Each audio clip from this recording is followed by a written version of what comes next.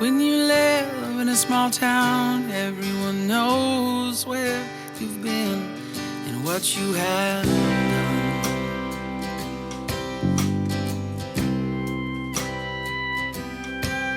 I've been trying to leave this old town since Welcome back. Thanks for joining us. I'm Zeta. And I'm Kelly, and you're listening to Two Sides and the Truth.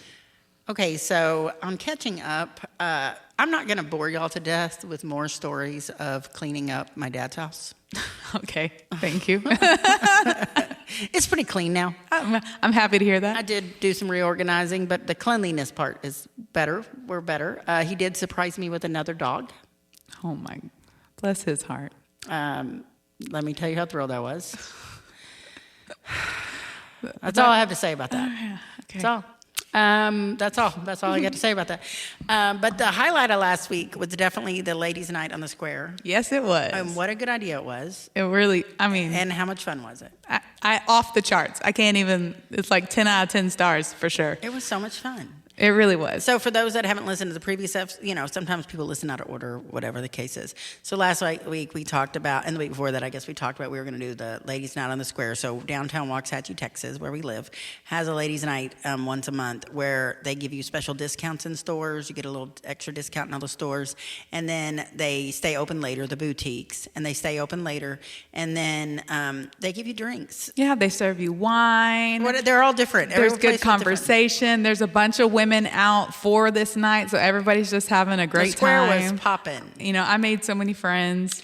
We did. Everywhere we went, we talked to people, and it was a lot of fun. And we had a bunch of people show up. And so how big was the group of people all together? We all met at Atomic Vintage, which is downtown Waxahachie. I work for Atomic and Black Label Vintage. And so we all met at Atomic and Black Label. And Allie came out. Amy Mack came out. Amy Wright came out. And obviously, Sharon was at her shop, and Melanie was at her shop. And so Sunday and Marilee. Sunday came out. Marilee didn't make it to Vintage, so she wasn't in our photo that we took at Vintage, but she did come out later. And so, yeah, we had a good little group. It was fun. It was enough without being too everybody had a buddy basically. Right. It was good, but it wasn't overwhelming. And Allie did such a great job, just inserting She's herself my new into bestie. I new loved bestie. her. She was really funny. And Amy, the two Amy's, neither had ever done done it either. I know. It was a lot of our firsts. Yeah. And we had such a good time. But it's really funny because we have us on our podcast. We have Amy Mack that's on the other podcast, plus that's Al Mack's wife. And so we all probably get recognized often in the area. We know a lot of people just because we're also locals. Downtown is our hot spot for sure. People, you're going to know me in downtown. And it was Amy Wright that got recognized more than anyone. I told you, I was like, it's like we have to form the bubble around her like y'all had to do for Mary at the concert to get to the front of the concert. Yes. We were going to have to put a bubble around Amy so that we could make it to the next place. Her husband is the mayor pro tem, so it's basically like the second in charge mayor, the vice mayor, I don't know what you call it.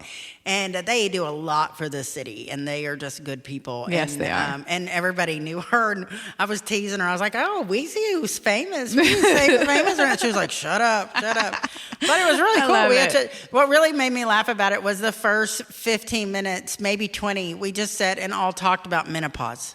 Yeah.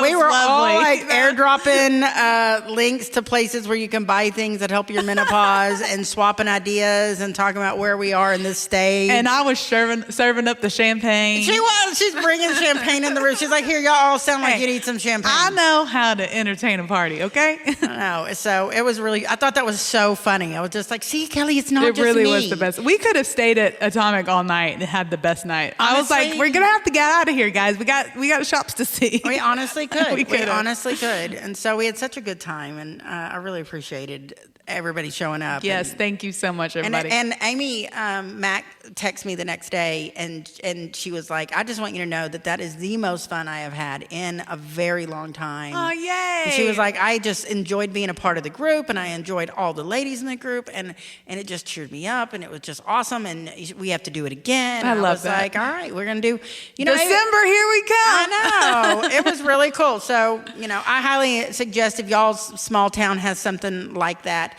get a group of girlfriends together and go do it. And we will announce it the next time that we're going to do it. It's always on a Thursday night. So I know, and it's at 5. So I know that's kind of hard, but It's the second Thursday of every month. yeah, but all the drinks are free too. Dun, dun, dun. We're like everywhere we went. So it'll be on the 12th of December. If anybody wants to show up for December, or Yeah. put that on your calendar, the 12th of December is the next ladies' night on the square in Waxahachie. So Yeah, so good time. let us know. So that was my catching up, my favorite part of the catching up. Yeah, I had a pretty steady week compared to the week before when I was in Greenville all week. It was a very chill week for me as well.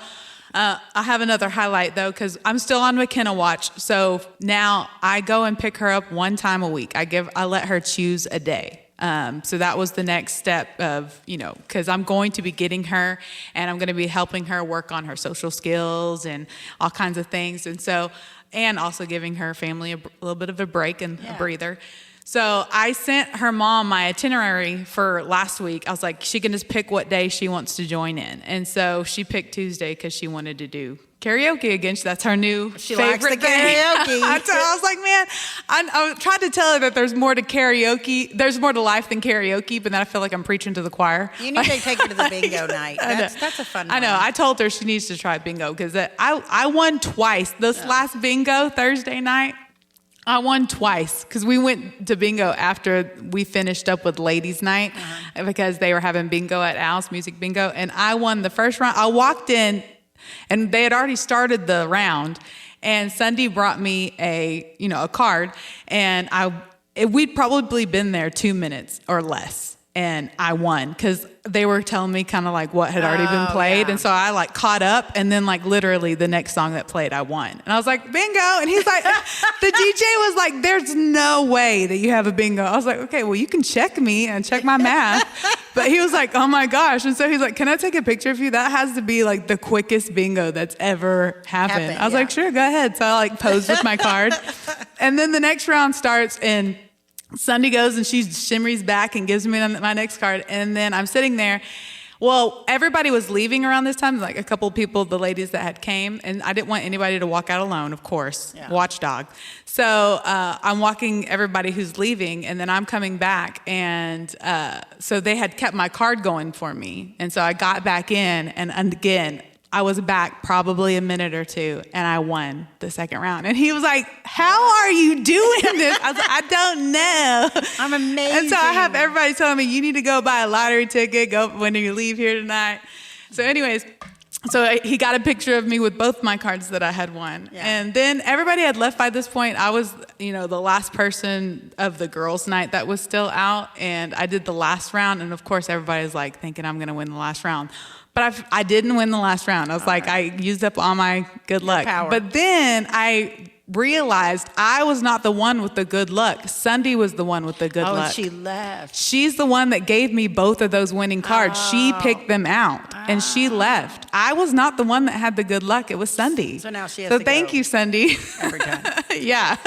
Next Thursday night, right? Well, and it's funny because when I walked in there to say goodbye to everybody after the thing, I walk in, and my customer I haven't seen in years from my regular job, who lives outside of Oklahoma, was in there. Yeah. And I was like, Random. I saw him, and I was like, that cannot be who I think it is. And I kept looking at him, but I haven't seen him in, 6 years maybe. And he looked at me, and I looked at him, and I looked at him, and he looked at me, just like the TikTok. And then I was like, okay, that's him. And I went over and caught up with him and everything, because his dad was one of my regular customers too. So I got to find out how his dad was doing. And anyways, so that was really cool. to Yeah, it catch up was. with a customer from my It regular was just job. a magical night. He was like, I just knew I'd see you here because he knew I live in Waxahachie. I just knew you'd be here. I was going to catch you here sooner But he or doesn't later. even know about the podcast. I literally told him about the podcast. Oh, Right that's then. cool. Yeah. So and now he knows. New listener. I doubt it. He's a man's man. The other little catching up thing is at the Third Wheel, my other podcast. We got a new media manager, like social media manager. Ooh. And she's awesome. And her little cohort, I don't really know what their title is, what exactly. Anyways, social media managers. And she's like doing it. She just volunteered basically. Yeah, she's like, let me help you out. And because we needed it. Because we've been doing this podcast like 5 years and didn't have a social media page. Well, And Al's pictures on the thing without us. She changed our logo Yeah, and everything. that's and cool. I know. But she is on it. She is smart as can be. Her name's Katie. And great ideas. And, so I just thought that was really cool. But it's also given me some ideas for our podcast. So I hope to marry the two. And one thing that it did encourage me to finally do is to buy a tripod. yes. So we can start love it. recording more. So, and we You don't, just get ready, all the content that you're you getting. don't even know. Kelly can balance a phone to take a picture on anything. I've gotten pretty good. It's a skill. It's an art. Okay. It's insane how good she is at it. So I thought this is going to make Kelly's life so much easier. And it even has the little remote that Oh my gosh. so you can take the picture. It's a whole new world. Yeah, I know. I knew you'd be excited. Ready to be sick of me. Yeah. So that's all my catching up. I love it. Okay, so I have one more thing that I want to unpack, but this can really go into our I've got some thoughts for today, because that is what we're going to be doing today. We're just going to be sharing some thoughts that are on our mind. And so I told Zeta, this last one is really something I need to just like unpack. I'm probably going to be bringing this up in therapy as well. I need to completely like relive my steps and see what I did right, see where I can learn from, what I can do differently next time. But so we went to the Mavs game this weekend. That was the other really fun thing I did this week. On Saturday, we went to the Mavs game. So Jacobs and Peyton, which are Dante's kids, they go to school in Frost. I live in Frost now. And their team was picked to play, to be able to go and play at the stadium, at the Mavs stadium. So they went and played. And so you bought a ticket for their game, and you got to go to the Mavs game that night. Oh, wow.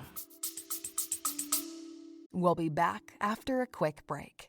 Are you tired of toxic people on the internet? Yes, I'm Reagan, and I'm Chesco. and we are the hosts of the Mr. Pick Me and the Man Hater podcast.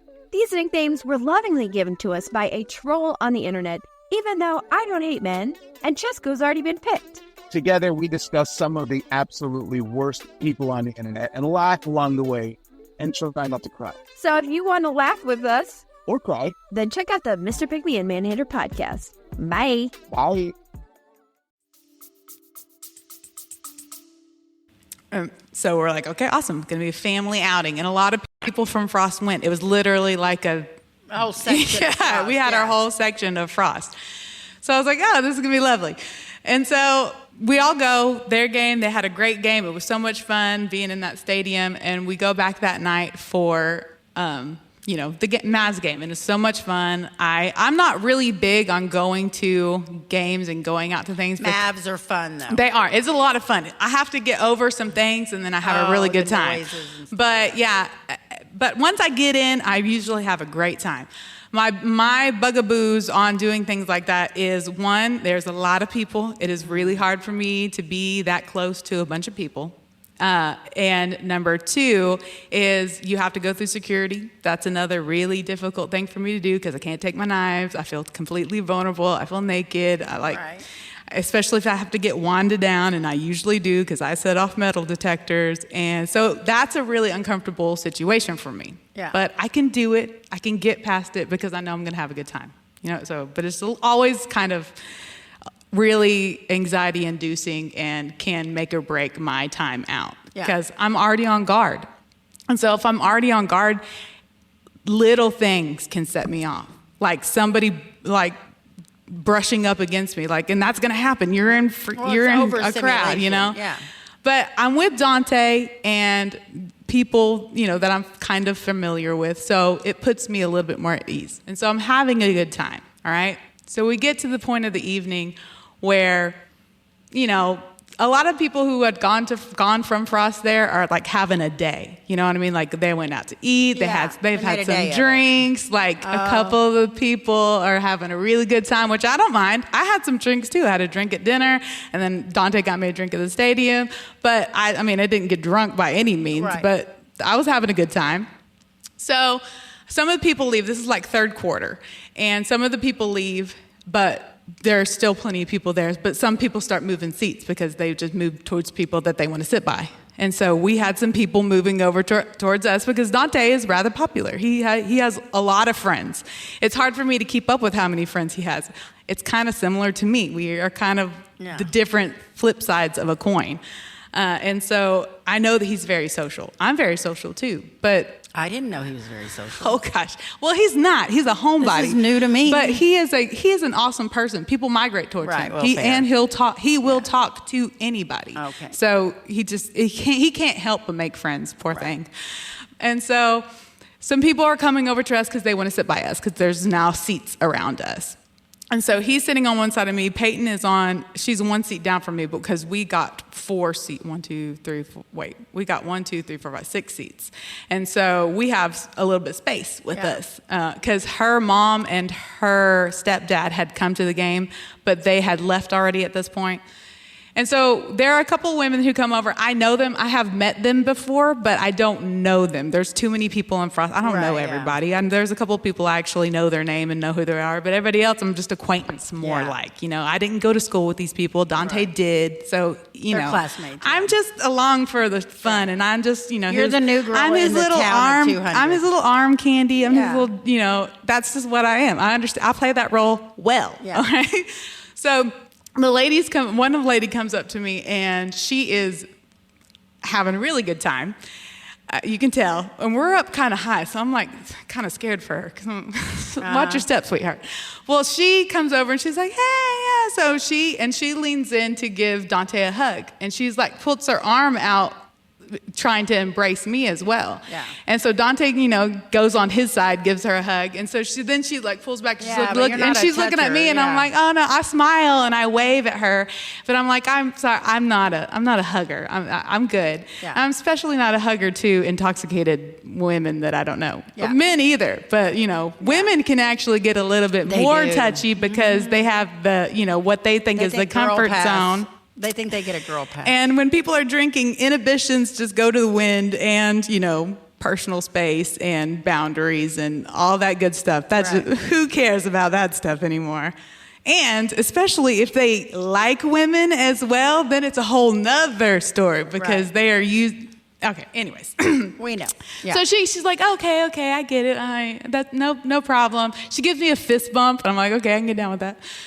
Yeah, fine. But still, she's like, oh my God. So then there's 2 other ladies who have moved over that are by our section, and they were all hanging out together. So they all kind of they're having a good time. And the other one gets up and comes over, and she's like, did she just fist bump you? Like because she was watching, and I was like, yeah, And then she's like, I can't pay attention to what she's saying to me because I am in the seat above her. She is in a row below me, like facing me.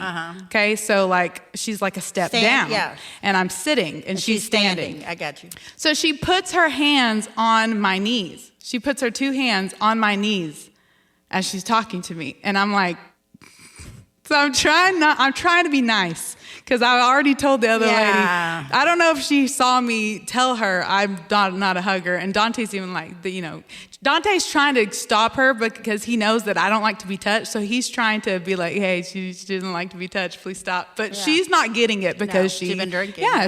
And you don't pay attention to social cues, and you miss a lot of important stuff. Trust me, I've been there. I know what happens when you drink.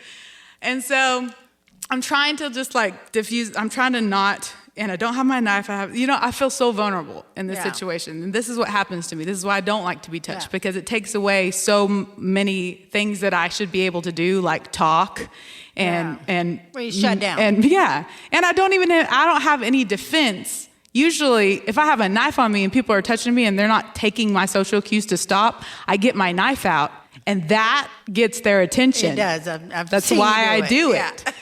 Because I'm like, I'm not playing with you anymore. You will lose a finger. Please stop. I don't want to get blood everywhere. Yeah. These are new genes. Yeah, Okay. stop. So anyways, so she finally stops and she goes over and sits down. And by this time, all of their husbands, so the women are sitting down on the row in front of us. The husbands did not go sit with their wives. They're like, they moved, went around and came and all sat by Dante. Okay. So there's all three of them, of the women's husbands are sitting by Dante. And Dante tells me that I wasn't paying attention to them because the women were too much for me to handle. Right. So I wasn't even paying attention to what they were talking about because I was watching over here and also trying to watch the game that was going on, which was not able to watch that at that point. And so Dante, they were telling him, they're like, they're so sorry. They're drunk, obviously. Yeah. And he's like, yeah, I get it. And I get it too. And I'm not trying to be a Debbie Downer or no fun or anything like that because I'm a woman's woman. I like women. But you don't know women. I know, but I wouldn't mind getting to know them. Right. And I had talked to them all earlier before they were drunk. And, but the thing is, like, I can't get to know you when you're drunk. Like, first of all, it's hard to have a conversation. Second of all, what are you going to remember that I said? Right. You probably would have remembered if I had a knife to pull out at you, but I don't think that they're going to remember anything from this whole circumstance. If I could see them again, and she would probably still try to hug me. I don't know. Yeah. She wouldn't remember that I said, oh, no, please don't. Yeah. Don't touch me. I can be your best friend as long as you can respect my boundaries. You need a hat that says "Don't touch me" and just break it out when. I'm just not a hat person. See, that's what I mean. I mean, maybe a pin, card, a pin. But the thing is, they would just touch the pin, like, you know what I mean? Like, people just do. I literally have a hand tattooed, a severed hand You do. with severed fingers that says "Don't touch me." That says "Don't touch." I have a tattoo. Do you know how many I'm gonna people take a picture of this right I now. have had ask me about this tattoo and touch it? Okay, It's more than one. It's more than two. It's more than a lot. Like, how can you have a severed hand tattooed on your body that literally says "Don't touch," and people are going to touch it? Let me touch I'm like, it. do you think it's a joke? It's not a joke. That's a warning. I literally come with a warning label tattooed on my body. Yeah. What more can you ask of me? Don't touch me. It's impossible, though, especially when you're covered in tattoos. I understand. I guess I asked for it, right? No, because that's what. no. But, okay, another thing. While we were at dinner, we went to Texas Roadhouse, and we're sitting at a tall table by the bar, not at the bar, but a tall table. And we had just gotten there. We're sitting down. Dante and them are looking at the menus to see what they want, and everything. And the waitress had just, walked off. And a guy walks by, and I hear him say, "Hey, I like your ink, or I like your tattoos," and he touches my arm, like as he's saying it. I like your tattoos, and so I'm catching him as he walks by me. So I look to my left and I make eye contact with him as he says that, and he's walking, and I look to my right and he's still making eye contact with me. As he walks by, and I say thank you, but I delayed it. So he's like, "Oh, I'm sorry," like apologizing for touching me, and I'm like, yeah, you don't have to touch me to give me a compliment. Yeah. And you don't have, I'd rather you not, actually. understand And then he people looks that at touch Dante because I got this big black man sitting right next to me. And then he's like, oh shit, I really fucked up. I should have thought about not touching her before I did. But it's a reaction sometimes to people. They see something they like and they want to touch it. Yeah. And I can understand that. I'm the same way, like with like jewelry and clothes and stuff like that, but I don't touch people. I only touch inanimate objects without permission. Right. If you're an animate object, then I ask you before Just I like touch people, you. not that I'm comparing you to a service animal, but people with service animals don't want their animals touched. Yeah, you don't just because go up and it's a pet service them. animal. You can't do that. And have you seen how many videos? Well, they'll even have a vest in the dog that says "Service animal don't touch." And they'll be, "Can I touch your dog?" "No, you can't." "I can't believe it. Can't touch your dog." I know, it's ridiculous. And that's the thing, like, people will get offended at the fact that I have asked them not to touch me. Yeah, they do. And I don't want that. I don't want you to be offended. I want to be your friend. I will talk. I'm not unapproachable. I'm not rude. I'm not mean. I'm not hateful. I'm not going to tear you down. I'm not going to say anything rude about you ever. Even if you hate me and you say rude things about me, I'm probably just going to be like, oh, well, bless your heart. Like, that's the rudest thing I'll say. I promise. Not fucking me. But people will take the fact that I do not want them to touch them, or I verbally ask them not to touch me, personal, and it will make them not like me. Yes, I believe you. And but there really isn't make it about anything them. They I make can it do about about them. that. And it breaks my heart because I don't want to be perceived as any kind of evil or any kind of, ooh, don't talk to her. Yeah, I stuck don't want up that. or- But people will use that and they'll be like, oh, or the fact that I don't talk because I won't, or usually a lot of times I won't talk to you unless I'm engaged, unless you ask me a question. Because I'm just a very silent person. That's just the way I am. And people will take that as, oh, well, she thinks she's too good, or, oh, and that is not it. Just ask me a question. You'll see that it's not it. But people will let that be the reason that they don't like me. And I've noticed it a lot lately. The more I go out and do stuff, I've been more so. You're back in the swing of things. I know. That's why I've had to up my therapy though as well, because it's a lot to unload. Like just going to a Mavs game, I'm like, I need to schedule a therapy session because that was a lot. Yeah. So what are your thoughts? That was a long one. Sorry.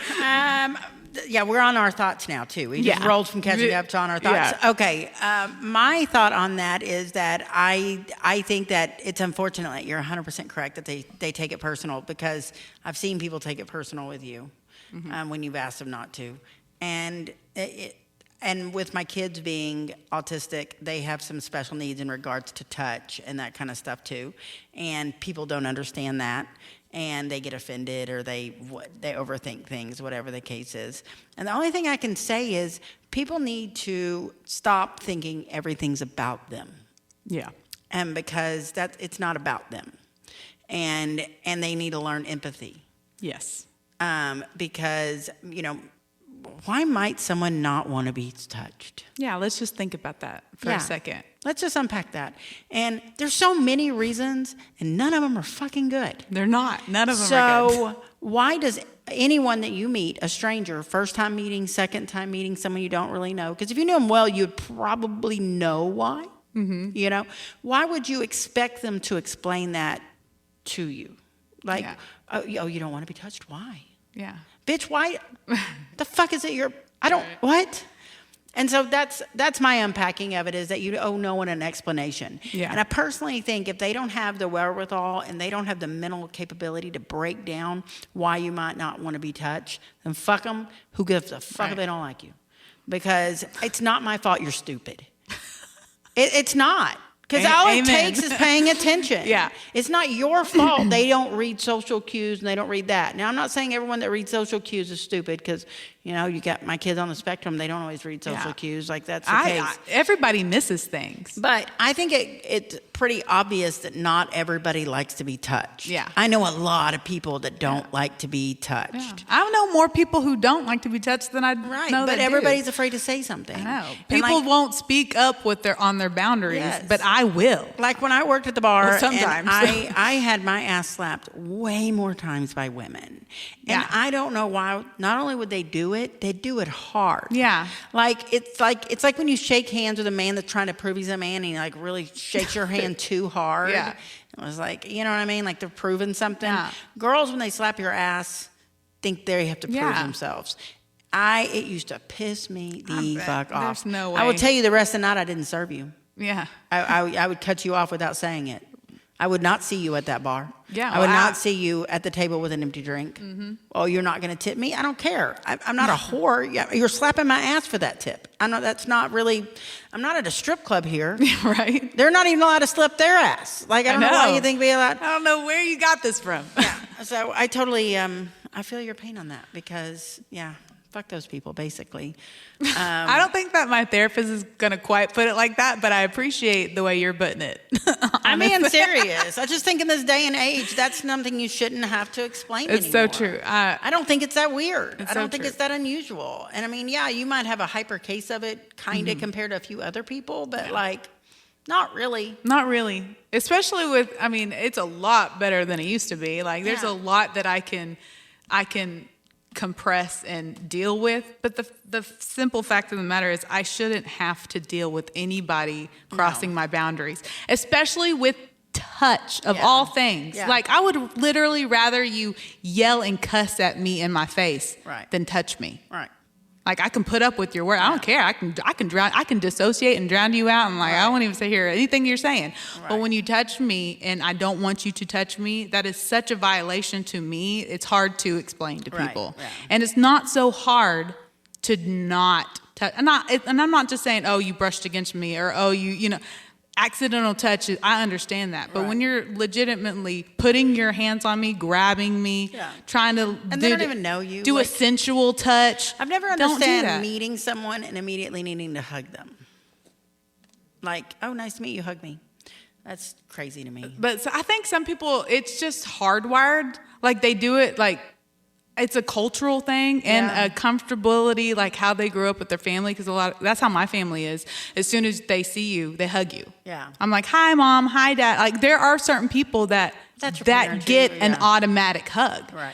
And some people just do not have boundaries with their hugs. And so everybody's getting, it's like Oprah with the hugs. Yeah. Like, everybody's getting one. Yeah. Like, and I'm not speaking bad on people who do that. Right. You can do that all you want. With people and if you don't know them, as long as you're making sure that you have permission to come in for that hug. And I've had people ask me that too. Like, can I hug you? And sometimes that'll get you a hug if you ask me. Yeah. Because you didn't just force it on me, and now I've had a reaction to where I don't want to touch you. Like, if you let me know what's coming, like, hey, can I hug you? I'm a hugger. There are a lot of times that I'll be like, oh, okay, because I like to be able to give you that hug. But if you don't ask permission and then someone says, oh, I'm not really a hugger, and then they take it personal, it's like, dude. Yeah, I'm sorry. You're going to have a step up on the ladder of self-awareness to be able to have a conversation with me. If you can't be here with at least self-awareness, I'm going to need you to step back. Yeah, I feel it. I feel you on that. You can love me from afar. Just don't touch me now. So, my thoughts, mine would be half-ass bullshit. That's my thought. Half-ass bullshit. That's what I'm going to call it. I have a thought about half-ass bullshit. Tell me. Give it to me. You could probably narrow it down based on when you walked in the door. that was an experience. Because Kelly walked in the door right as I was chewing my kid out. I caught it raw and real and live. Not that she hadn't before. She's seen it a time or two. Let me tell you something, parents. I'm going to tell you. We all ask nice the first time as a parent. Not all. I take that back. There are some assholes that don't. But I always ask nice the first time. Mm-hmm. And this isn't just to a parent. This can be to anybody that you have a relationship with that you depend on them to do things for you and it's not work, so you can't get fired, I guess. But, even at work, I guess it counts because they don't ever just fire you the first time unless it's something crazy. They always have a conversation with you and then they write you up and they do those things. Yeah. As we're recording, I can hear Rick downstairs. He's so loud. It's okay. I don't think you'll be able to hear him, bro. No. Anyway, so lately what I'm running into is a lot of half-ass shit being done in this house. And so I'll be like, listen, next time you do the dishes, I need you to be a little more thorough because I had to rewash quite a few of those dishes. That's it. Just a simple request. Okay. And then the next time I do the dishes and there's more dishes that need to be washed, and I'm like, okay, listen, I need you to do the dishes correctly, okay? So otherwise, I'm having to do them, so I might as well have done them too. And I do all the cooking in the house. So, I typically don't sit down till I go to bed at night. I know I don't. You know I don't. Yeah. So use my time wisely. Don't waste my time. Don't waste my energy. Don't make me come home and do things that should have been done already. Or that I did already do. Or that I did already do. And so, I've been cleaning a lot at my dad's house. Obviously, I still have to maintain my home. So I spent all weekend this weekend cleaning between my dad's house and this home and grocery shopping for the two homes. Like, I'm running two homes here. And for me to come home from work today and for there to be things to be cleaned up in the main area will set me off. Mm-hmm. For there to be laundry that you set on all weekend when you were home and I was gone cleaning and you could have made your laundry go, but now it's on me to make sure, mm-hmm. These things add up. So the catapult today, the dishes. I got up this morning and they had done the dishes and I was appreciative of that. Unfortunately, I had to rewash almost every dish that was done. Mm-hmm. So I did some of them this morning as I'm making breakfast at 4 a.m. So that set my morning off. And then I came home from work and I had to finish doing those. And then I had washed my curtains when I was washing yesterday. I washed my living room curtains and just kind of get the dust out of them, that kind of stuff. I put all my curtain rods back in the window as I took it off because I thought something's going to happen to these curtain rods. So I stuck them back up in there. You got to watch those curtain and they're the rods. kind you can't see. I don't have the big fancy ones. These ones just go up in the window. I like real simple window, stuff. And I know exactly where I put each one of these curtain rods. I know exactly where they were. So I come home today and there's 2 curtains up. And so I'm like, okay, where are the other 2 curtains that go on the wall, And I find the other curtains, but there's only 1 rod. We are missing a rod. We are missing the 4th rod. Where is that rod? Where did that rod go? It's not in this house. I looked everywhere. I tore up the house looking for it. Will anyone tell me where it is? No, I don't know what you're talking about. What rod? That's so weird. One of these people know where the fuck that rod is. Somebody has to. It's probably with my bowls and my spoons and my forks. You check the trash can. I did. I dug in the trash outside looking for this rod. So whoever it was hit it smartly. You covered all the ground. Which now tells me this is definitely a case of somebody breaking it. My guess is Zoll went to hang it up, didn't know what he was doing, and accidentally broke it. That doesn't make me mad. All you have to say is, oh, my God, Mom, I'm sorry. This is what I did. Yeah. Not a problem. We can get another rod. I have a problem when people are lying and playing stupid, whomever those people may be. It may not be him. It really might not be him. But whoever it is, they're sneaky motherfucker. And it set me off. So then as I'm doing that, I look over at my TV area, which is their video game area, and there's cups and there's trash and there's an empty water bottle. That was cleaned yesterday. That they're not supposed to have over there. So that set it off. So then I go in his room to look for my curtain rod. And not only is my curtain rod in there, neither are any of his. And that's why he hadn't had curtains on his room in a year and a half, because I got tired of replacing his fucking curtain rods because he rips his curtains down on accident all the time. Boy can't keep a curtain on a window to save his life. I don't know why. I don't know why this is a problem, but it's a problem. It's a problem. And so I go in his room. It's filthy. There's clothes all over the floor that are probably clean. It just set me off. But here's the worst part. He gets an attitude. Yeah, I walk in the door and he's like, she tells me about the missing curtain rod. I was like, oh, that's a mystery. And he walks by and says, she's blaming me. Yeah, and she's blaming me for it. Like under his breath, like, yes. Which just is going to set me off further. So mine is half-ass bullshit. If you don't do shit half-ass, you won't get this bullshit. Oh, man. I asked you nicely 500 times, all these things. You know how many arguments we've had about curtain rods? I'll tell you. How many families have arguments about curtain rods? I don't know any, actually. Us. Well, we do. now I know one. And it's really funny because as much as I've complained about all these damn forks and spoons, which I've talked a little bit on the podcast, but on Facebook I have an ongoing joke where I take pictures of where my forks and spoons should be and they're never there. And because they're gone, because I don't know where they go into the... Into the abyss. Into the abyss. It is an alternate universe, and so I made of forks really and spoons believe. just flying I mean, of course, there has to be a universe somewhere that's just full of. Yeah. There's one that's full of socks too. So you know what I mean, like different one. There is a universe somewhere that has different planets And that has apparently curtain all rods. the random things Yes. that disappear from this. Well, yes, and so there's a meme thing going around, and it's about missing missing forks and spoons. And over the last 2 weeks have been tagged or sent this. I'm probably at 30 of them. And Your audience knows you. people are paying attention to my situation. It's a real problem. I tell you what, raising or living with teenagers is not for the faint of heart. It's not for the faint of heart. It has sent me to therapy more than a couple of times. Yes. There. That was a big one.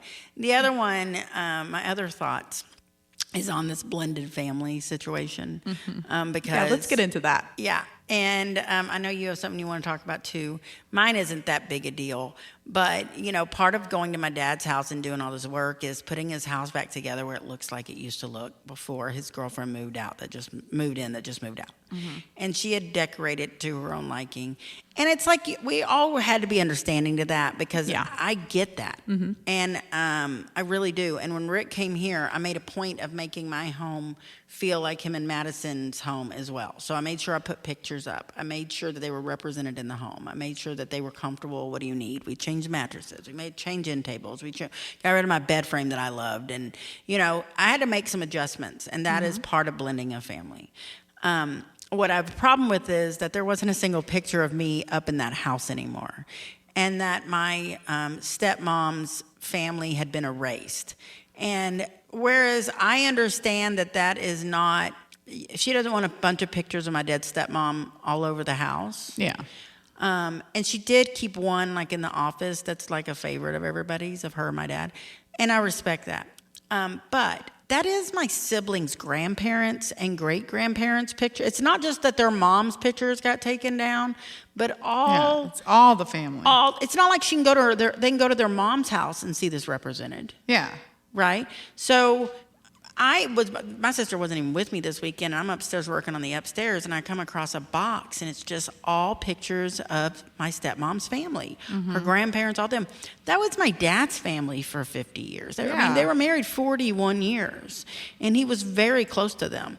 And so I do respect that, but she had pictures of her, you know, family all over the house, you know. We don't know them. We don't know if they are her ex-husband's family. They were married like 30 years as well, or 40 years, however long. We wouldn't know that, but we know that every picture, every ounce of my stepmom was removed. And that was her home, and I found it weird, and I get that you don't want to be competing with a ghost, but why take down pictures of her grandparents from upstairs bedrooms? Yeah. Like, no one goes up there. And so something that my step-grandmother did that's been dead for years, my grandfather's been dead since 91, was when they got married, they moved into my grandfather's home that had been his home that he shared with his wife, my grandmother. And my grandmother at that point had been dead like maybe 13 years when they got married, and 12 years, somewhere around there. And when they did that, what she did was the two guest rooms, she put all her family's pictures in one and her old bedroom set and made that like her family's bedroom. And then the other bedroom, she made the Owens family bedroom. And I think that's a great idea. I think that's a great compromise. Yeah, it is. And there's no reason her family shouldn't be represented. And there's no reason we can't make allotments. But I feel like you have to really think about things when you're blending a family like that.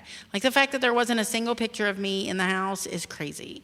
And we didn't have a problem. Like, I don't think she disliked me. I think it just didn't occur to her she had done it. And you have to think about those things. It is your job, if you're the new woman or the new man of the home and you're the one bringing your things in, and you need to think, I don't want the kids to feel bad. How can I make them feel good without making myself feel bad? There is definitely a balance there. And so the downstairs, I just kind of was like, okay, she took the pictures down. Like, one made no sense to me. One of the pictures she took down with me and my siblings, no parents in the picture. Yeah. Like, I was like, why is that picture gone? She was just, blacking y'all all out across the board. There was a picture of all my other siblings. I'm the only one. Well, maybe she didn't like you. I mean, it looked like it, but I think I'm the only one she did like. I don't know. And I was the only one nice to her. And so I thought it was weird. But also I go up there and just like, there's my dad's stuff and Cindy's stuff is just thrown in boxes without care, like things that don't make sense together. Like my grandfather's class ring I found at the bottom of a box. And my grandfather, that ring is like 100 years old. Like he was old, and so things like that. I'm just thinking when you blend families, I think it's really important that you take into account how everybody feels, not just the person moving in and not just the children. Both sides matter, and everybody has to have a happy median. Even though I don't live in that home anymore, that's my kids' grandparents' home. And I might add, there's not a single picture of my kids in there either. Or my nieces, except for the new ones. Sounds like y'all are just going to have to remedy this situation. I already have. I did. That's all you can do is just That's what I did. Make it right and move on. That's exactly what we did. But, we wouldn't be able to make it right if she was still there. So I'm just trying to warn other people that in the future, that's just something that you kind of have to think about. Like I've talked about. Yeah, it is. It used to really bother me when I'd go into Rick's mom's house and she had a picture of him and Madison's mom on the wall together without Madison in the picture. Okay, if you want to have, that makes sense in Madison's bedroom, but it didn't make sense to me on the wall, a couple, like they're together still. No, but I'm saying that's the thing. When it comes to another person's house, you never know. You never know what you can take on, what you can take off, and who's to say what goes where. Yeah. I mean, it's no, I understand. It's one of those things where you have to really think. Every side has to think, and I chose to keep my mouth shut and leave it alone because it's not my house and it's not my business, and so on and so on. And I did the same thing while she lived there, and I never said a word to her, and I never gave her a hard time. But the more I put things back together, the more I was like, wow, she really moved everything. Yeah. You know what I mean? Like, I just know, I didn't want looking for things. And then when I was putting things back, I was like, it's almost like I didn't exist in the house. And that to me is a little too far when you take away someone's kid from the house and grandkids. yeah, So that was my take on, that was my blended family story. blended families. Well, that's all for today. Thank you for joining us. Maybe come back next week and bring a friend. Yeah. And remember, there's always 3 sides to every story. 2 sides and the truth. Bye. Bye, y'all.